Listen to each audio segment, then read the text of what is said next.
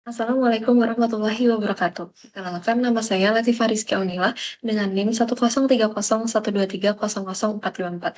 Kali ini kita akan membahas salah satu topik penting di dunia teknologi, yaitu manajemen proyek TIK. Kenapa topik ini penting? Karena hampir semua pengembangan sistem, aplikasi, atau infrastruktur teknologi sekarang ini membutuhkan pengelolaan yang baik, agar proyek bisa selesai tepat waktu, sesuai anggaran, dan hasilnya sesuai kebutuhan pengguna.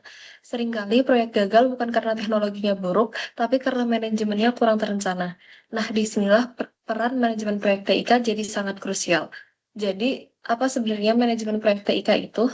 Secara sederhana, manajemen proyek TIK adalah proses mengatur, mengordinasikan, dan mengendalikan sumber daya seperti waktu, biaya, tenaga kerja, serta teknologi untuk mencapai tujuan proyek teknologi informasi dan komunikasi.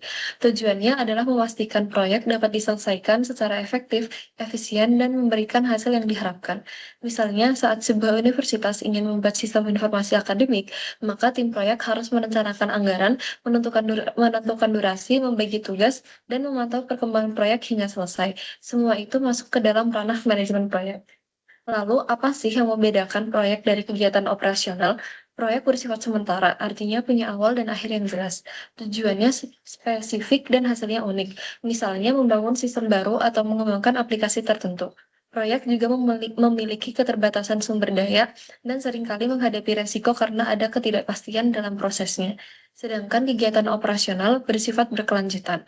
Operasional dilakukan berulang setiap hari untuk menjaga sistem tetap berjalan. Contohnya seperti pemeliharaan server, melakukan backup data, atau mengelola jaringan kampus. Jadi proyek menciptakan sesuatu yang baru, sedangkan operasional menjaga agar yang sudah ada tetap berfungsi dengan baik. Selanjutnya kita bahas jenis organisasi proyek.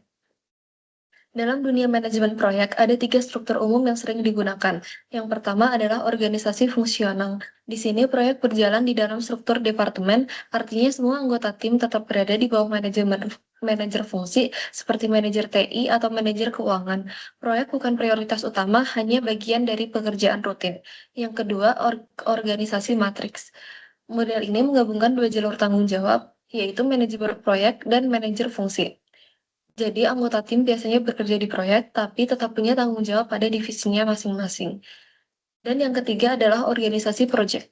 Dalam model ini, seluruh tim difokuskan sepenuhnya pada proyek, manajemen proyek yang memegang penuh dan semua sumber daya diarahkan untuk mencapai tujuan proyek.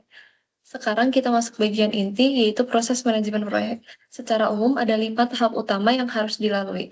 Tahap pertama adalah inisiasi, di mana tujuan proyek dan ruang lingkupnya ditentukan. Ini juga tahap untuk menilai apakah proyek layak dijalankan. Tahap kedua adalah perencanaan. Di sini dibuat rencana kerja, jadwal kegiatan, pembagian tugas, serta anggaran. Perencanaan yang matang akan memudahkan pelaksanaan nantinya. Tahap ketiga adalah pelaksanaan, yaitu saat semua rencana mulai dijalankan, tim mulai bekerja, koordinasi dilakukan, dan komunikasi antar anggota harus berjalan dengan baik. Tahap keempat adalah pemantauan dan pengendalian. Pada tahap ini, manajemen proyek memantau kemajuan pekerjaan, memastikan semua sesuai dengan rencana, dan mengambil tindakan jika terjadi penyimpangan. Dan terakhir, tahap kelima yaitu penutupan.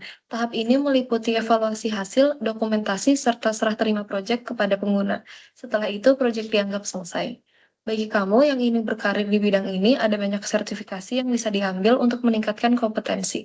Beberapa di antaranya adalah PMP atau Project Management Professional yang dikeluarkan oleh PMI dan diakui secara internasional. Lalu CAPM atau Certified Associate in Project Management untuk tingkat pemula. Kemudian Prince 2 yang populer di Eropa karena berbasis pada proses serta Agile atau Scrum Master untuk proyek berbasis metode Agile. Selain itu, ada juga CompTIA Project Plus yang cocok untuk pemula di dunia proyek teknologi. Dalam pelaksanaan proyek, ada banyak alat bantu atau tools yang bisa digunakan untuk mempermudah pekerjaan. Misalnya Microsoft Project untuk perencanaan dan jadwal, Trello dan Asana untuk manajemen tugas dan kolaborasi, Jira untuk proyek berbasis Agile atau Scrum, Notion untuk pencatatan dan pelacakan progres, serta Slack dan Microsoft Teams untuk komunikasi antar anggota Teams. Kalau kamu ingin belajar lebih dalam tentang manajemen proyek, ada banyak sumber informasi yang bisa diakses secara gratis maupun berbayar. Beberapa di antaranya adalah pmi.org, prince2.com, projectmanagement.com, dan scrum.org. Selain itu, platform seperti Coursera, Udemy, dan LinkedIn Learning juga menyediakan banyak kursus yang bisa kamu ikuti sesuai kebutuhan. Jadi, manajemen proyek TIK bukan cuma soal teknologi, tapi juga jadi bagian bagaimana kita mengatur waktu, mengelola tim, dan memanfaatkan sumber daya secara efisien. Dengan perencanaan yang matang dan proses yang terarah, peluang keberhasilan proyek akan jauh lebih besar. Sekian penjelasan dari saya, kurangnya mohon maaf. Wassalamualaikum warahmatullahi wabarakatuh.